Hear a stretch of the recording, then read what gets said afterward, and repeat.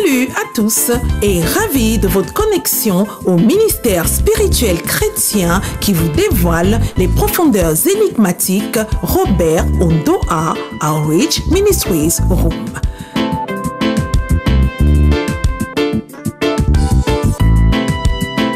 Faites du Room votre partenaire ministériel didactique favori et jouissez d'une croissance manifeste à tous égards. À vos marques et top départ en compagnie des prédications exceptionnelles de Bishop Dr. Robert Ondoa.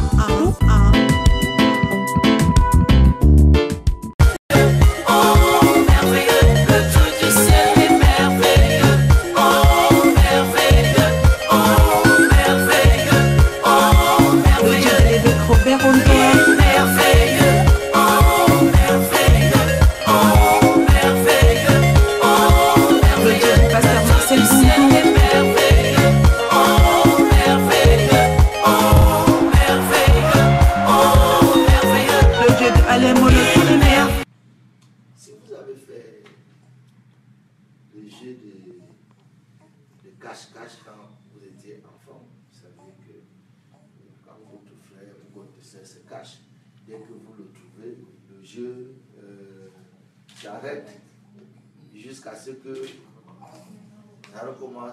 Donc vous devez garder cette image-là, que c'est ce que Dieu fait. Il joue avec nous à cache-cache. Et il a beaucoup de plaisir quand vous le trouvez. Amen. Et puis il se cache ailleurs.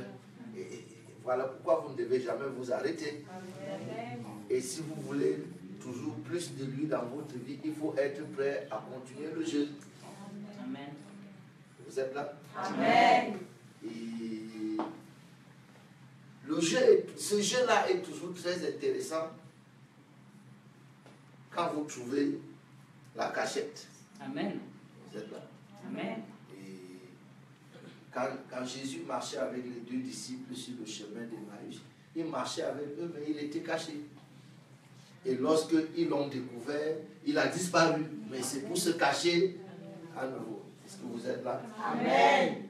Donc, ce texte que nous venons de lire, la Bible dit que lorsque Jacob a lutté avec l'ange et qu'il a été vainqueur, écoutez très bien, on dit qu'il a lutté et il a été vainqueur, mais la Bible dit il pleura et lui adressa des supplications. Donc, être vainqueur ici n'est pas dans le sens où les gens peuvent le croire, parce qu'il a été vainqueur. Mais quand vous êtes vainqueur, vous ne pleurez pas, vous ne suppliez pas. Il a été vainqueur. C'est en fait qu'il a trouvé Dieu. Et c'est ça notre victoire. Lorsque nous trouvons Dieu, c'est ça notre victoire. Parce que Dieu, il se cache. Il prend un grand plaisir à se cacher. Et vous gagnez le jeu quand vous le trouvez. Est-ce que vous êtes là? Amen. Lorsque il a été vainqueur, c'est-à-dire que il a découvert Dieu, il l'a saisi, il a dit, tu ne bouges pas. C'est assez, ce jeu-là, je viens de t'avoir. Et puis il a supplié Dieu. Est-ce que vous êtes là? Amen. Il lui a adressé des supplications et la Bible dit que Jacob l'avait trouvé à Bethel. Donc Bethel, c'est un endroit où Dieu se trouve. Est-ce que vous êtes là? Amen. Mais il ne s'agit pas seulement de Jacob, parce que le texte dit Jacob l'avait trouvé à Bethel. Mais qu'est-ce que le texte ajoute? Et c'est là que Dieu nous a parlé. Ça, c'est pas seulement à Jacob, c'est là que Dieu nous a parlé. Donc, à l'endroit où Dieu a trouvé, Jacob a trouvé Dieu, c'est là que Dieu aussi nous a parlé. Donc, ce matin, je nous amène à Bethel, à l'endroit où Jacob a trouvé Dieu, mais surtout à l'endroit où Dieu nous a parlé. Est-ce que vous êtes là? Amen. Voilà. Vous êtes heureux d'être ici ce matin? Amen.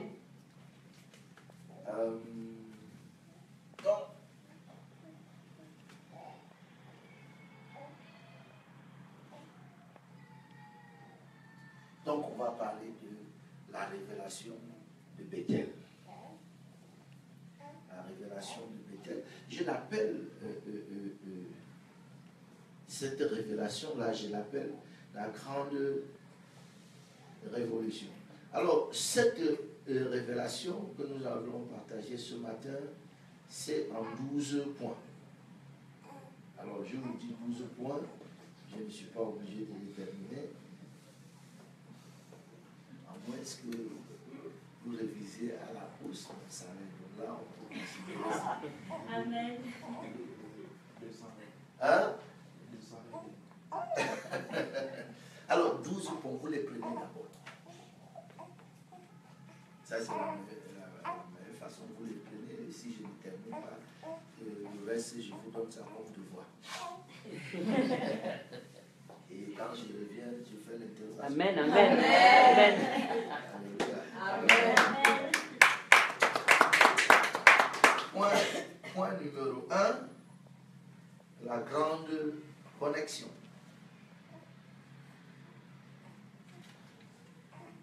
Point numéro 2, la grande présence. Point numéro 3, la grande propriété.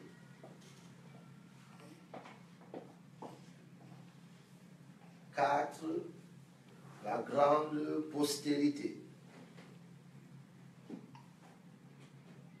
Vous me suivez? Amen. On est à quel point? Donc 5, la grande demeure. C'est 5. C'est 5 ou 6? 5. Hein? 5, c'est la grande promesse. Oui, c'est ça. 6, la grande demeure. 7, la grande percée.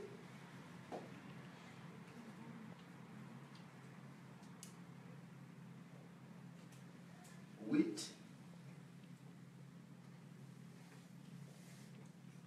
la grande convention.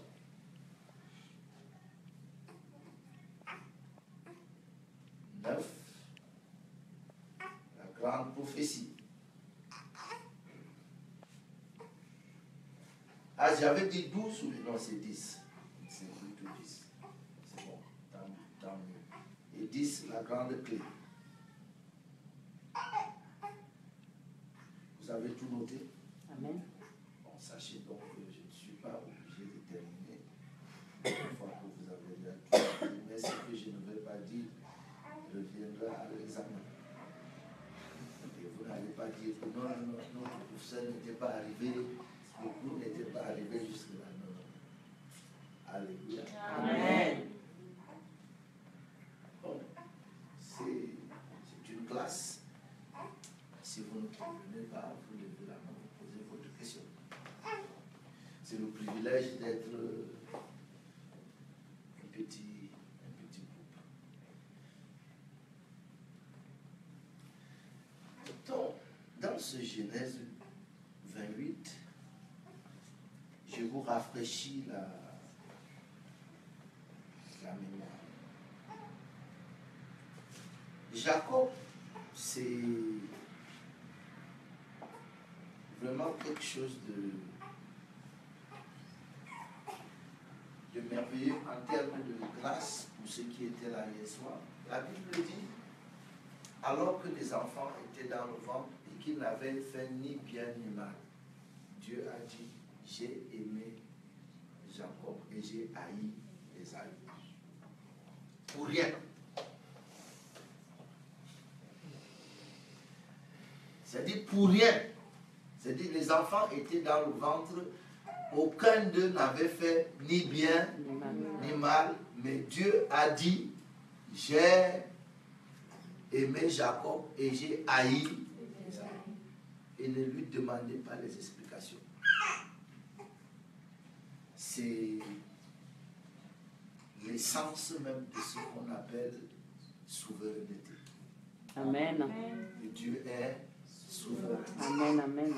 Il n'est pas questionnable dans ses choix et dans ses décisions. Amen.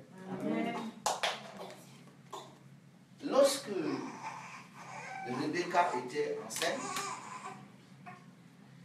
Il faut d'ailleurs que vous sachiez qu'il y a des choses qui se passent dans les familles et qui sont incroyables. Amen. Toutes les filles importantes de cette famille-là étaient stériles. Sarah était stérile, c'est une famille. Rebecca était stérile, c'est la même famille. Rachel était stérile, c'est la même famille. Au cas où vous ne le savez pas, Léa même était stérile, puisqu'elle a accouché quand Dieu a ouvert son ventre. Donc, la stérilité est une hérédité dans cette famille. Mais cette stérilité-là s'est toujours débloquée pour quelque chose de glorieux. Amen. Sarah a enfanté Isaac, Rebecca a enfanté Jacob, Rachel a enfanté Joseph, Léa a enfanté Judas. Donc vous pouvez, c'est toujours très, très impressionnant. Et Rebecca a fait 20 ans de mariage avant d'enfanter. Et la Bible dit que Isaac pria l'Éternel en faveur de Rebecca. Et lorsque elle conçoit, elle constate qu'il y a le désordre dans son ventre. Est-ce que vous êtes là? Amen. Elle s'en va consulter l'Éternel et l'Éternel lui dit, ah, non seulement il y a 2 enfants dans ton ventre, mais ces 2 nations, ces 2 peuples qui vont se séparer, il dit que le plus grand sera assujetti au plus petit. Et c'est comme ça que ces enfants-là naissent.